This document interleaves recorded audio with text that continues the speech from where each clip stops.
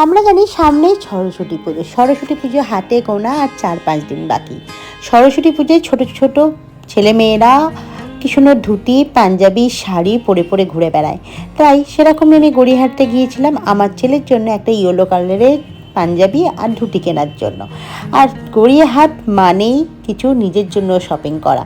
তাই গড়িয়াহাট গেছি, অথচ নিজের জন্য কিছু জুয়েলারি কিনবো না, সেটা কি হয়? সেটাই তো বলছে এই ঘাড়নাড়া বুদ্ধটা। আর সুন্দর সুন্দর বড়দেরও কালেকশান এসছে কিন্তু গড়িয়াহাটে এই সরস্বতী পুজোর জন্য। সরস্বতী পুজোর কেনাকাটি কমপ্লিট করে চলে গেলাম পাটুলিতে, ওখানে কেক দিয়ে কিছু রিলস বানিয়ে নিলাম। তারপর পাটুলি গেছি, অথচ স্ট্রিট ফুড খাবো না, সেটা কেমন লাগে না, তাই স্ট্রিট ফুডের চিকেন পপকর্নগুলো নিয়ে নিলাম খাওয়ার জন্য।